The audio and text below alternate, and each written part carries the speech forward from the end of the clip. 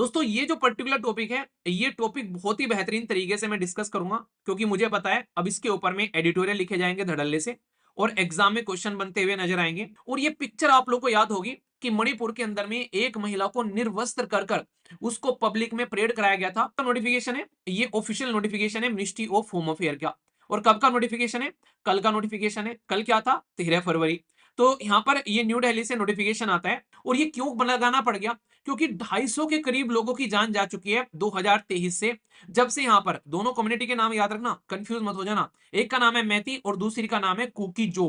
दोस्तों ये जो पर्टिकुलर टॉपिक है, ये टॉपिक बहुत ही बेहतरीन तरीके से मैं डिस्कस करूंगा, क्योंकि मुझे पता है अब इसके ऊपर में एडिटोरियल लिखे जाएंगे धड़ल्ले से और एग्जाम में क्वेश्चन बनते हुए नजर आएंगे। क्योंकि किसी स्टेट के अंदर में अगर आज की डेट में प्रेसिडेंट रूल लग जाए तो ये अपने आप में बहुत बड़ी बात होती है, क्योंकि डेमोक्रेटिकली इलेक्टेड सरकार जो है उसको साइड में रख दिया जाता है और उस स्टेट का सारा पावर जो है वो यहां पर आ जाता है प्रेसिडेंट यानी कि पार्लियामेंट के हाथ में।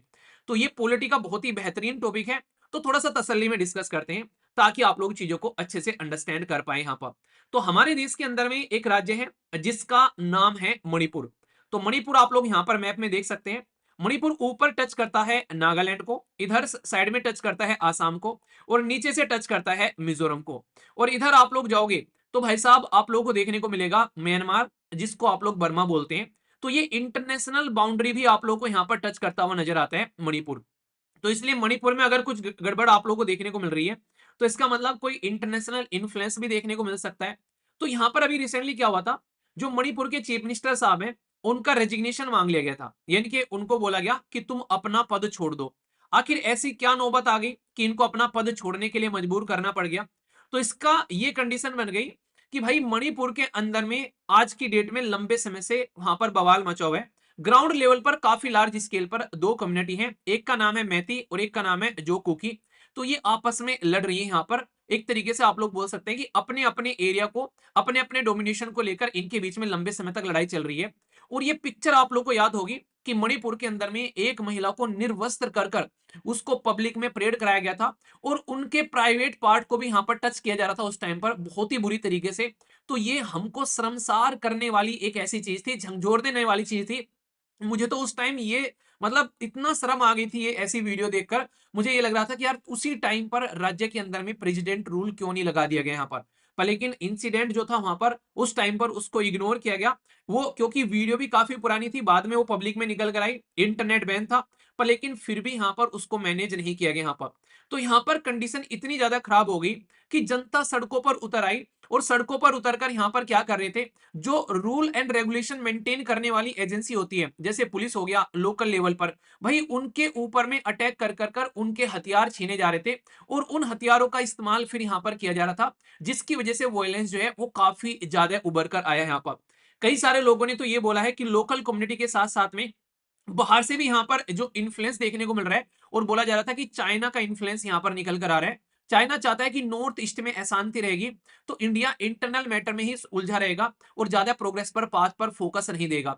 दूसरे यहाँ पर जो इलोन मस्क की स्टार लिंक कंपनी है, स्टार लिंक कंपनी क्या करती है, अभी आप लोग इंटरनेट कैसे यूज करते हो, या तो आप लोग अपने मोबाइल में वाईफाई इस्तेमाल करते हो या फिर सिम इस्तेमाल करते हो। पर स्टार लिंक ये कहता है ना तो तुमको एक तरीके से डायरेक्टली किसी अपने वाईफाई राउटर के पास में आने की जरूरत है, ना ही आप लोगों को यहाँ पर आज की डेट में कोई सिम लेने की जरूरत है। मैं सैटेलाइट से डायरेक्ट इंटरनेट तुम्हारे फोन में जो है वो प्रोवाइड करा दूंगा। तो वो डिवाइस भी मणिपुर में यहाँ पर पाई गई उस टाइम पर जब इंटरनेट बैन कर रखा था मणिपुर के अंदर में। तो इतनी ज्यादा कंडीशन जब खराब हो गई यहाँ पर तो उसको ध्यान में रखते हुए अब हमारे देश के प्रेसिडेंट ऑफ इंडिया के द्वारा मणिपुर के अंदर में इमरजेंसी जो है लगा दी गई है, यानी कि प्रेसिडेंट रूल लगा दिया गया है। अब ये ऑफिशियल नोटिफिकेशन है जो मैं आप लोगों को दिखा रहा हूं, इसलिए थोड़ा सा इसको ध्यान से आप लोग देखिएगा, ठीक है। ये यहाँ पर किसका नोटिफिकेशन है? ये ऑफिशियल नोटिफिकेशन है मिनिस्ट्री ऑफ होम अफेयर का। और कब का नोटिफिकेशन है? कल का नोटिफिकेशन है। कल क्या था? 13 फरवरी। तो यहाँ पर ये न्यू दिल्ली से नोटिफिकेशन आता है होम मिनिस्ट्री का। उसमें क्या लिखा गया है ये बहुत ही इंपॉर्टेंट है। ये इतना सा पोर्शन जो है ना ये आप लोग के लिए बहुत ही शानदार क्वेश्चन बना देगा एग्जाम के अंदर में। तो इसलिए ये जो 4-5 लाइन लिखी हुई है इनको ध्यान से सुनिएगा, एक एक बात बताता हूं क्या लिखा हुआ है। बोला गया था following proclamation by the president. ये पब्लिश किया जाता है फॉर्मल एक तरीके से, यहाँ पर जो पर्टिकुलर जो पब्लिश किया जाता है ये एक जनरल इंफॉर्मेशन है किससे रिलेटेड यहाँ पर, कि हमारे देश की प्रेसिडेंट जो है द्रौपदी मुर्मू जी। कौन है प्रेसिडेंट? द्रौपदी मुर्मू जी। उन्होंने गवर्नर से एक रिपोर्ट मिली है और उस रिपोर्ट के हिसाब से उनको लग रहा है कि जो मणिपुर है, मणिपुर में आज की डेट में कंडीशन खराब है। तो इस रिपोर्ट से ये सेटिस्फाई है कि मणिपुर के अंदर में जो मणिपुर की जो स्टेट गवर्नमेंट है उनसे पावर छीन ले देनी चाहिए। क्यों? क्योंकि उन्होंने कॉन्स्टिट्यूशन को फॉलो नहीं किया है।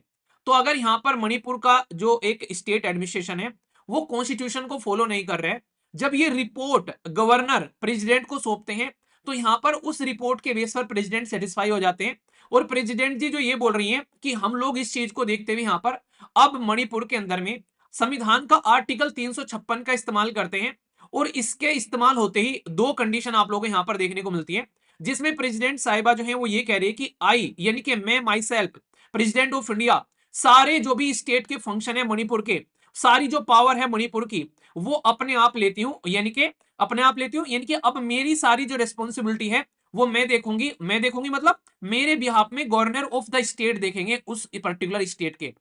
यानी कि पावर तो प्रेसिडेंट के हाथ में, सारे काम प्रेसिडेंट के नाम पे किए जाते हैं, पर लेकिन प्रेसिडेंट जो है अब प्रेसिडेंट की जगह वो सारा का सारा पावर जो है वो देखा जाएगा किसके द्वारा, वो देखा जाएगा यहां पर गवर्नर के द्वारा। ठीक है, और इसी के साथ में एक तो पॉइंट ये हो गया। दूसरा इंपॉर्टेंट पॉइंट कि डिक्लेयर किया जाता है कि जो स्टेट का लेजिस्लेचर है यहां पर, ठीक है, उसकी सारी की सारी ऑथोरिटी जो है वो पार्लियामेंट के पास में आती है अब। यानी कि अब स्टेट में अगर कोई भी कानून बनाया जाएगा तो वो सारे के सारे कानून बनाने की जो पावर है वो पार्लियामेंट के हाथ में आ गई है। यानी कि एडमिनिस्ट्रेशन लोकल लेवल पर कौन देखेगा? भाई साहब गवर्नर देखेंगे। और जो स्टेट में कानून बनाने की पावर वो कौन करेगी? वो पार्लियामेंट करेगी। तो इनडायरेक्ट वे में मैं बोलूं तो भाई दोनों चीजें जो हैं वो सेंट्रल गवर्नमेंट के हाथ में आ गई हैं, ये बोलना कोई गलत बात यहां पर नहीं होगी। तो ये पॉइंट आप लोग यहां पर याद रखेगा। मतलब स्टेट की अब सारी पावर, चाहे कानून बनाने की पावर हो, चाहे वहां पर एडमिनिस्ट्रेशन की पावर हो, किसी को अपॉइंट करना है, किसी को हटाना है, वहां पर कुछ भी अगर वहां पर पैसे देने हैं या रूल और रेगुलेशन को मेंटेन करने हैं, वो सारी काम क्यों? क्योंकि संविधान के 7वें शेड्यूल के अंदर में 3 लिस्ट हैं। एक को बोलते हैं यूनियन लिस्ट और एक को बोलते हैं स्टेट लिस्ट और एक को बोलते हैं कॉन्करेंट लिस्ट, यानी कि समवर्ती सूची। तो हमारे संविधान निर्माताओं को ये लग रहा था कि यार सेंटर और स्टेट गवर्नमेंट ऐसे न लड़ने लगे जैसे सास बहू आपस में लड़ रहे हैं। सेंट्रल गवर्नमेंट सास हो गई, स्टेट गवर्नमेंट बहू हो गई, पता चला आपस में लड़ रहे हैं। तो उन्होंने क्या किया, संविधान निर्माताओं ने इनके काम बांट दिए कि भाई तुमको ये काम करने हैं और तुमको ये काम करने हैं, और दोनों अलग अलग रहना, सींग मत लड़ाना एक दूसरे के साथ में। तो इसके चलते यहां पर ये डिफरेंस आप लोगों को देखने को मिलता है। पर लेकिन जब इमरजेंसी लग जाती है तो भाई सासू माँ जो है वो पावरफुल हो जाती है। क्यों? क्योंकि एक तो भाई साहब घर में जो है ससुर जी हैं और दूसरे हस्बैंड है, तो ससुर जी और हस्बैंड ने दोनों सासू माँ का फेवर ले दिया। तो जैसे ही सासू माँ का फेवर लिया तो भाई साहब जो बहू है वो एक तरीके से वो पड़ गई, एक तरीके से कम पावर वाली हो गई। क्यों? क्योंकि उसका हस्बैंड भी जो है अपनी माँ के पास में चला गया। तो ये कंडीशन जब बन गई तो भाई ये अपनी पावर सरेंडर कर देती है कि भाई ठीक है तुम ही देख लो, ठीक है जो करना है कर लो जैसे कहोगे मैं वैसे ही कर लूंगी आज के साथ में। तो ये कंडीशन देखने को मिलती है।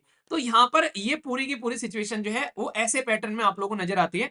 तो अब पूरा का पूरा एडमिनिस्ट्रेशन जो है वो हमारा स्टेट गवर्नमेंट का पूरा सेंट्रल गवर्नमेंट आप लोगों को देखता हुआ नजर आएगा।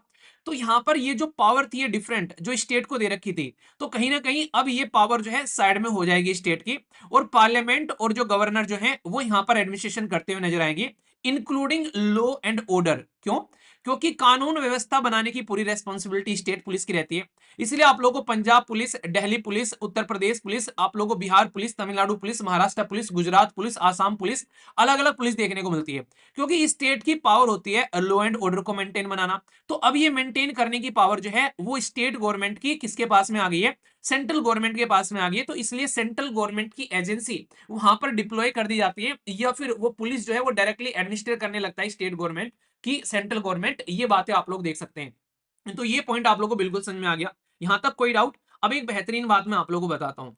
मतलब ये मुझे सोचते हुए भी कभी कभी ऐसा लगता है कि मैंने कहा यार कहीं ना नहीं, एक तरीके से आप लोग ऐसे सोचो कि मम्मी पापा जो हैं वो सोच रहे हैं कि बच्चे को पढ़ने के लिए बाहर भेज रहे हैं, बच्चा पढ़ेगा, बच्चा बिल्कुल 1 साल के अंदर में बहुत ही अच्छे से आस लगा के बैठे रहते हैं वो कि बहुत ही प्यारी से पढ़ाई करेगा और फिर हमारा नाम रोशन करेगा। मोहल्ले वाले ताने भी देते रहते हैं, कुछ कर नहीं रहा है भाई साहब, कुछ नहीं होगा उसका। फिर भी माँ बाप को आस लगी रहती है कि नहीं बच्चा हमारा पढ़ लेगा और कर लेगा कुछ। ऐसी आस थी हमारे संविधान निर्माताओं को। संविधान निर्माताओं को ये आस थी कि यार ये जो संविधान हम लोग बना रहे हैं ना ये बड़ा बेहतरीन बना रहे हैं।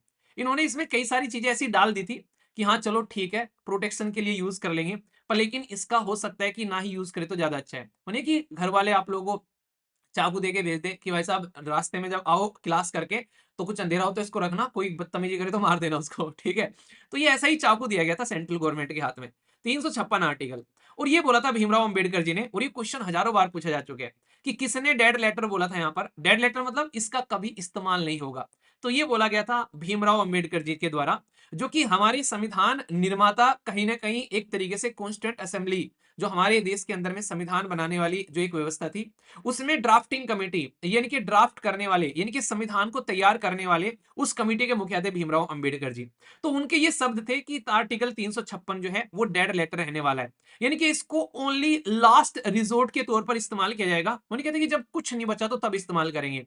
पर लेकिन ये जो डेड लेटर है भाई साहब, ये डेडली वेपन बन गया, माने कि इतना खतरनाक हथियार बन गया, जिसमें सेंट्रल गवर्नमेंट ने स्टेट गवर्नमेंट की, मतलब एक तरीके से वो क्या कहते हैं, पुंगी बजा के रख दी। मतलब टुई, मिल्खा सिंह नहीं कहते सर, टुई मिल्खा सिंह टुई कहते हैं। तो सेंट्रल गवर्नमेंट ने स्टेट गवर्नमेंट की टुई जो है वो सुझा के रख दी, इससे इतनी बार इसका इस्तेमाल किया है। तो आप लोग, अगर मैं आप लोगों को ज्यादा दूर ना जाऊं, मणिपुर के अंदर ही अगर मैं आप लोगों से बात करूं, फिर मैं आप लोगों से दूसरी बात करूंगा, पहले मणिपुर की देख लेते हैं। अब तक का 11 बार प्रेसिडेंट रूल लग चुका है मणिपुर के अंदर में, ठीक है, ये समझो आप लोग यहाँ पर। और फर्स्ट टाइम जो है जब लगा था 66 डेज तक चला था यहाँ पर। इसी के साथ पर लोंगेस्ट जो है 2 साल आप लोगों को देखने को मिला, 2 साल 157 दिन, मतलब समझ रहे हो कि लगभग 2.5 साल यहाँ पर देखने को मिला था। ये जब 1969 से 1972 तक यहाँ पर देखने को मिलेगा, ठीक है। इसी के साथ में जो फिर देखने को मिला था लास्ट वाला, ये 277 दिन तक यहाँ पर देखने को मिला था। तो ये कंडीशन आप लोग समझ सकते हैं। तो पास्ट में प्रेसिडेंट रूल जो है वो मणिपुर में कईयों बार यहाँ पर लग चुके हैं यहाँ पर, तो इससे आप लोग समझ सकते हैं। तो जो डेड लेटर बोला गया था, ये डेड लेटर जो है ये कहीं ना कहीं एक डेडली लेटर बन गया है, एक ऐसा हथियार बन गया है जिसका स्टेट गवर्नमेंट अक्सर इस्तेमाल करती हुई नजर आती थी, खासकर इसको गलत तरीके से यूज करती हुई नजर आती थी। तो ये कंडीशन आप लोगों को देखने को मिली यहाँ पर। अब एक इंटरेस्टिंग पॉइंट मैं आप लोगों को यहाँ पर बताता हूँ, ये स्लाइड आप लोग ध्यान से देखिएगा। यहां पर सबसे इंपॉर्टेंट बात क्या है भाई, आर्टिकल 356 का इस्तेमाल कर लिया क्योंकि फेल हो गए ये कॉन्स्टिट्यूशन को इंप्लीमेंट करने में। पर एक इंटरेस्टिंग चीज, हाई कोर्ट जो है वो जैसे काम कर रहे हैं वो ऐसे ही करते रहेंगे।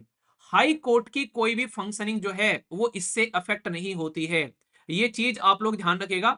जब भी कहीं पर प्रेसिडेंट रूल लगाया जाता है तो उसका हाई कोर्ट के काम धंधे से कोई भी रिलेशन नहीं रहता है। तो ये आप लोग हमेशा ध्यान रखना, कोई भी हाई कोर्ट जिस भी स्टेट में आप लोग प्रेसिडेंट रूल लगाएंगे वो उसी व्यवस्था से काम करता रहेगा जिस व्यवस्था से काम कर रहा था। क्यों? क्योंकि हमारा संविधान जो है वो हाई कोर्ट यानी कि जो हमारी जुडिशरी है उसको सेपरेट रखती है हमारे देश में, जो खासकर लेजिस्लेटिव और एग्जीक्यूटिव है उससे, इसका एक तरीके से सेपरेशन ऑफ पावर वाला कॉन्सेप्ट आता है। अच्छा, संविधान के कौन से आर्टिकल के अंदर में है जरा ये बताइए। तो ये पॉइंट आप लोग ध्यान रखिएगा, यानी कि पार्लियामेंट कंट्रोल करेगी यहां पर। और आप लोगों को पता है कि हाई कोर्ट जो है वो डायरेक्टली कंट्रोल किया था सुप्रीम कोर्ट के द्वारा, तो वहां पर तो ऑलरेडी कंट्रोल चल रहा है, वहां तो ऑलरेडी यूनिटरी सिस्टम है।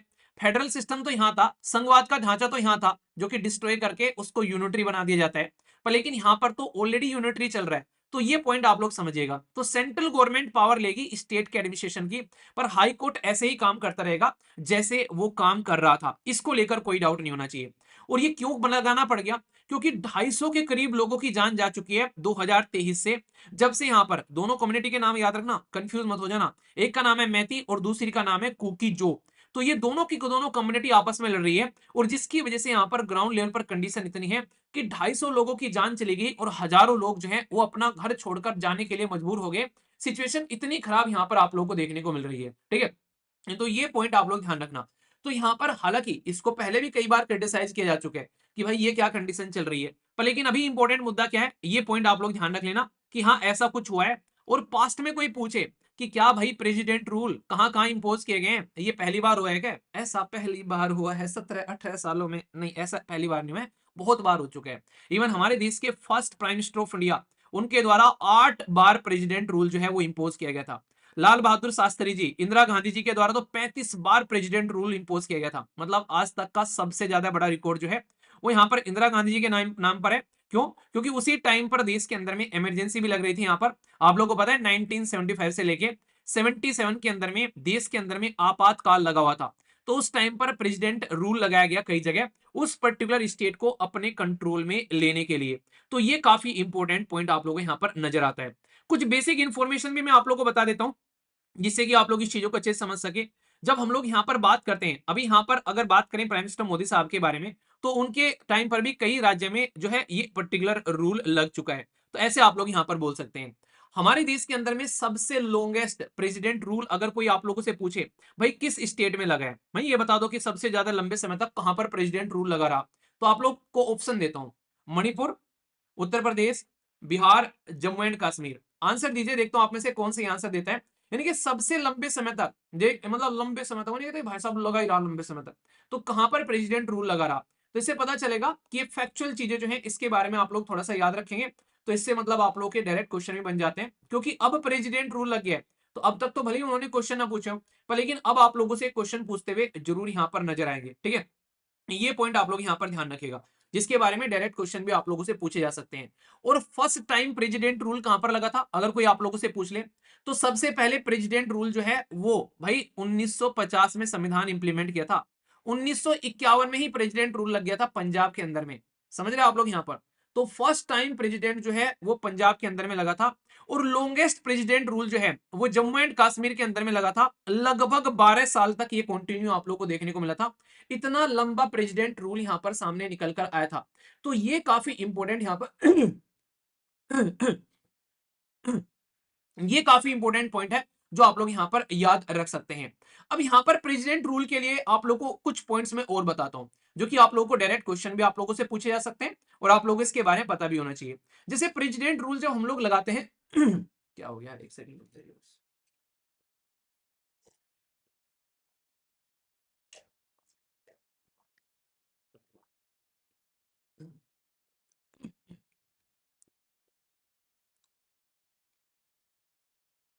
जब प्रेसिडेंट रूल हम लोग लगाते हैं यहां पर, तो दो आर्टिकल आप लोगों को यहां पर याद रखने हैं। ये दो आर्टिकल मैं आप लोगों को बताने जा रहा हूं। पहले तो आप लोगों को थोड़ा सा प्रेसिडेंट रूल से पहले इमरजेंसी के कुछ प्रोविजन बता देता हूं, जिससे कि आप लोगों से क्वेश्चन पूछा जाए तो कंफ्यूज आए ना। हमारे देश के अंदर में इमरजेंसी, जिसको आप लोग आपातकाल बोलते हैं, इसके बारे में हमारे संविधान के अंदर में ये पार्ट 18 के अंदर में लिखा हुआ है। अच्छा, किस देश से हम लोगों ने इमरजेंसी प्रोविजन लिए थे, ये कल ही मैंने आप लोगों से डिस्कस किया था। देखता हूं कौन से ही बताता है। आर्टिकल 352 से लेके 360 के बीच में इमरजेंसी लगा सकते हैं। अपने देश के अंदर में किन चीजों को प्रोटेक्ट करने के लिए हम लोग इमरजेंसी लगा सकते हैं, तो ये पॉइंट आप लोग ध्यान रखिएगा। हमारे देश के अंदर में अगर कोई आज की डेट में सोवरेनिटी यानी कि संप्रभुता का हनन करे, यूनिटी यानी कि एकता को बर्बाद करे, इंटीग्रिटी यानी कि देश के अंदर में जिस तरीके से ईमानदारी से चीजें करनी होती है उसकी जगह एक उल्टी सीधी हरकतें करने लगे, देश की सिक्योरिटी को अगर हनन पहुंचाए, सुरक्षा को बर्बाद करे, साथ ही साथ में हमारे देश के अंदर में डेमोक्रेटिक पॉलिटिकल सिस्टम, जो लोकतांत्रिक राजनीतिक प्रणाली होती है, उसको प्रोटेक्ट करने के लिए और कॉन्स्टिट्यूशन को एक तरीके से सुरक्षित करने के लिए यहां पर प्रेसिडेंट रूल लगाना जरूरी है, अगर आउट ऑफ द बॉक्स जाकर कोई काम करे यहां पर। ठीक है, ये प्रेसिडेंट रूल, ये सॉरी इमरजेंसी जो होती है यहां पर, तो इमरजेंसी का सबसे खतरनाक एक तरीके से इंपैक्ट पता है क्या है। ये तो एक तरीके से आप लोग देखो कि झट मंगनी पट बिहा, यानी कि ये इमीडिएटली जो फेडरल सिस्टम है, यानी कि संघवाद का ढांचा है, मतलब सेंट्रल गवर्नमेंट अलग काम करती है, स्टेट गवर्नमेंट अलग काम करती है, सेंटर के पास में पूरा सिस्टम अलग है, स्टेट के पास में पूरा सिस्टम है।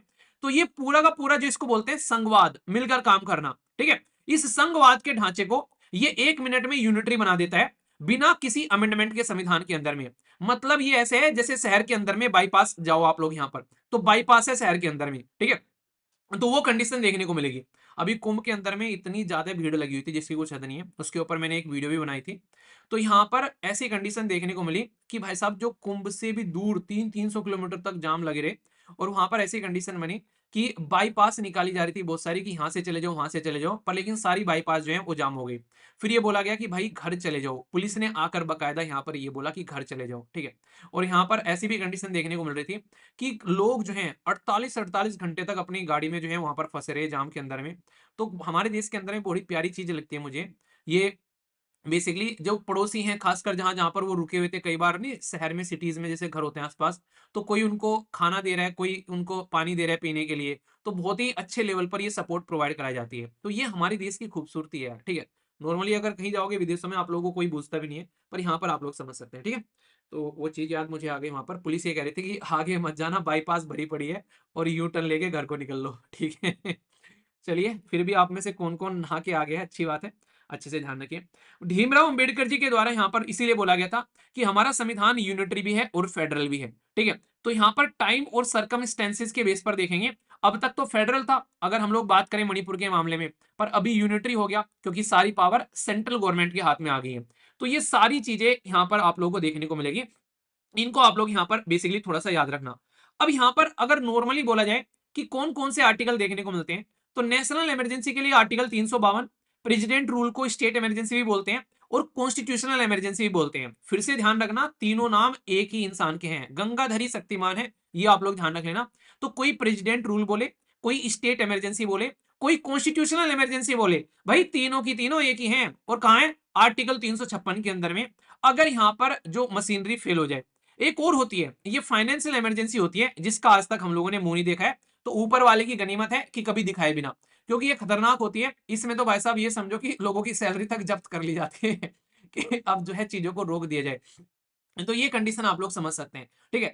अब यहां पर अब आप लोगों को मैं बात कर रहा हूं क्योंकि प्रेसिडेंट रूल के बारे में, तो प्रेसिडेंट रूल से रिलेटेड आप लोगों के पास में दो आर्टिकल देखने को मिलेंगे। भाई आपने तो अभी बताया 356 का इस्तेमाल किया जा रहा है, ठीक है। तो 356 तो एक अलग आर्टिकल हो गया, पर उसके अलावा भी आप लोगों को यहाँ पर जो दो आर्टिकल मैं आप लोगों को बताता हूं उनके बारे में आप लोग ध्यान रखिएगा। ये आर्टिकल आप लोगों से पूछे जा सकते हैं, जैसे कि प्रेसिडेंट रूल जो है वो यहाँ पर दो आर्टिकल का इस्तेमाल कर दो ग्राउंड पर लगाया जाता है। एक है आर्टिकल 356 और एक है आर्टिकल 365, ठीक है। तो ये आप लोग यहां पर याद रखिएगा। तो इनको मैं आप लोग को समझाता हूं कि कैसे कैसे होता है दोनों का इस्तेमाल, ताकि आप लोग समझ पाए। यहां पर आर्टिकल 356 जो है उसमें अभी इस्तेमाल किया गया कि भाई साहब यहां पर ये बोल दिया कि हाँ, जो कॉन्स्टिट्यूशन जो है वो फॉलो नहीं किया जा रहा है, संविधान को जो है उसका उल्लंघन किया जा रहा है यहाँ पर। तो इसके चलते यहाँ पर क्या किया जा सकता है कि गवर्नर की रिपोर्ट के बेस पर प्रेसिडेंट जो है वो रूल लगा देते हैं अपना। यही हुआ यहाँ पर, गवर्नर ने रिपोर्ट पेश करी और यहाँ पर आर्टिकल 356 का इस्तेमाल कर लिया। एक है आर्टिकल 365, इसमें क्या होता है? भाई हमारा देश जो है वो ऐसा नहीं है कि बिल्कुल ही आप लोग स्टेट को अपने मुहार छोड़ दो कि स्टेट कुछ भी करता रहे। तो कई जगह सेंट्रल गवर्नमेंट जो है वो स्टेट को गाइडलाइंस देती है, डायरेक्शन देती है कि भाई इस तरीके से तुम काम कर लो। इनडायरेक्ट वे में बोले तो सेंट्रल गवर्नमेंट जो है स्टेट गवर्नमेंट को डायरेक्शन देती है। पर लेकिन कहा यह जाता है कि प्रेसिडेंट जो है वो यहाँ पर कहीं ना कहीं डायरेक्शन देते हुए नजर आते हैं। पर लेकिन स्टेट गवर्नमेंट क्या है, वो उसके अकॉर्डिंग काम नहीं करती है। तो यहाँ पर यह बोला जाता है कि अगर ऐसा कुछ सेंट्रल गवर्नमेंट के हिसाब से कुछ डायरेक्शन दी गई और उनको वो इस तरीके से काम नहीं कर रहे हैं, तो फिर आर्टिकल 365 का इस्तेमाल भी किया जा सकता है। यानी कि ये समझो आप लोग यहाँ पर कि थोड़ा सा डायरेक्टली कंट्रोल करने की कोशिश की जाती है सेंट्रल गवर्नमेंट के द्वारा स्टेट गवर्नमेंट को यहाँ पर। तो ये भी मुद्दा आप लोग यहां पर समझ सकते हैं।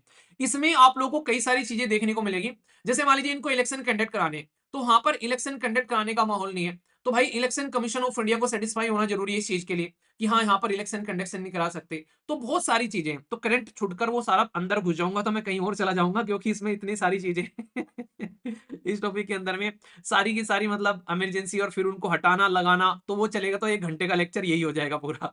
तो मैं इस टॉपिक को इतना ही रखता हूँ यहाँ पर, और कुछ क्वेश्चन आप लोग प्रैक्टिस करवा देता हूँ और कुछ क्वेश्चन के थ्रू भी समझा देता हूँ, ताकि प्रीलिम्स भी आप लोग साथ में करते हुए चले यहाँ पर, ठीक है।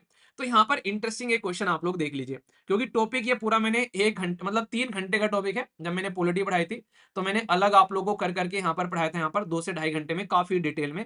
तो वो करंट अफेयर में पॉसिबल नहीं हो पाएगा, तो उसके लिए सॉरी यार, क्योंकि वरना टॉपिक में बहुत ज्यादा हो जाएंगी चीजें, ठीक है। पता चला पूरा टॉपिक इसी में खत्म हो गया। यूपीएससी में सीडीएस में क्वेश्चन पूछा गया यहाँ पर, इंटरेस्टिंग है यहाँ पर, कि जब देश के अंदर में आप लोग एक तरीके से इमरजेंसी लगा देते हो, तो हमारे देश के अंदर में जब इंदिरा गांधी जी के द्वारा इमरजेंसी लगाई गई, तो भाई साहब ऐसी इमरजेंसी क्या कि फ्यूचर में ना लग सके, तो उस चीज को रोकने के लिए क्या प्रोविजन किए गए, क्या उसको जुडिशियल रिव्यू किया जा सकता है? तो कौन सा अमेंडमेंट करके इसको यहाँ पर एक तरीके से एक्सेप्ट किया गया कि भाई साहब पहले तो ये बोला गया कि ये इम्यून है जुडिशियल रिव्यू से, पर लेकिन फिर यहाँ पर कुछ और चेंज किया गया। तो आप लोगों को बताऊंगा वो भी मैं। तो कौन सा अमेंडमेंट था? अमेंडमेंट 39, अमेंडमेंट 40, अमेंडमेंट 42 या फिर अमेंडमेंट 44?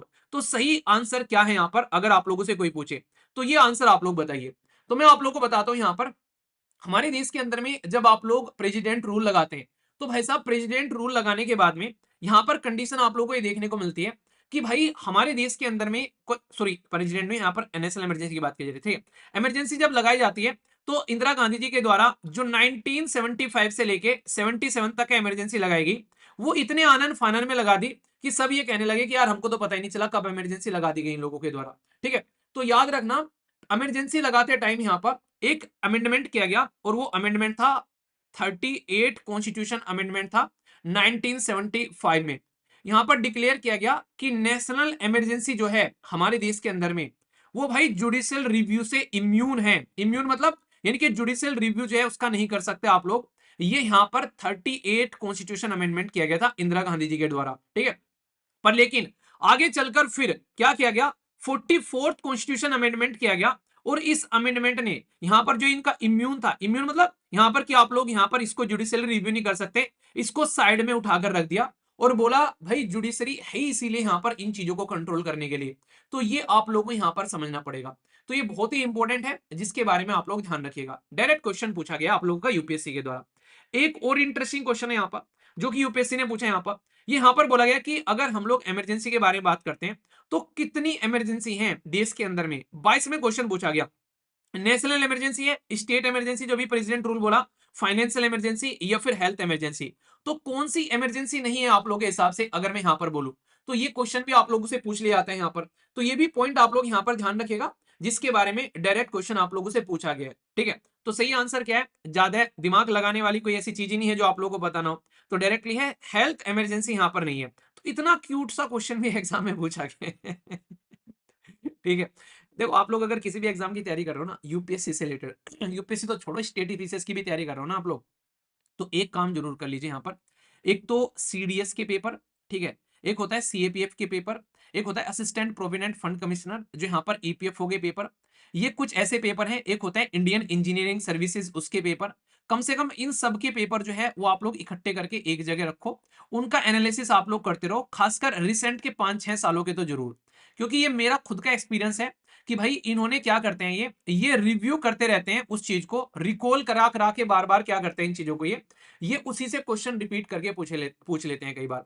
तो अगर आप लोग एक यूपीएससी के क्वेश्चन बैंक होती है भाई, उसमें से ऐसा तो नहीं भाई साहब दुनिया भर के क्वेश्चन आते रहेंगे, उनके पास में क्वेश्चन बैंक है, उसी में से कभी किसी एग्जाम में डाल दिया, कभी किसी एग्जाम में डाल दिया। तो ऐसे यहाँ पर ये फॉलो करते हुए नजर आते हैं। तो अगर आप लोग किसी दूसरे पेपर भी उठाकर देख लोगे तो कई बार वो रिपीट होते हुए नजर आएंगे। तो ये काम करके देखो, आप लोगों को फायदा होगा। 2017 में क्वेश्चन पूछा गया कि कौन सा नोट, जरूर पढ़ लिया करो आप लोग यहां पर, ठीक है। तो बोला गया कि which of the following are not necessarily, ये कॉन्सिक्वेंसेज है proclaim of the president rule, जो मैंने अभी आप लोगों को पढ़ा है यहां पर।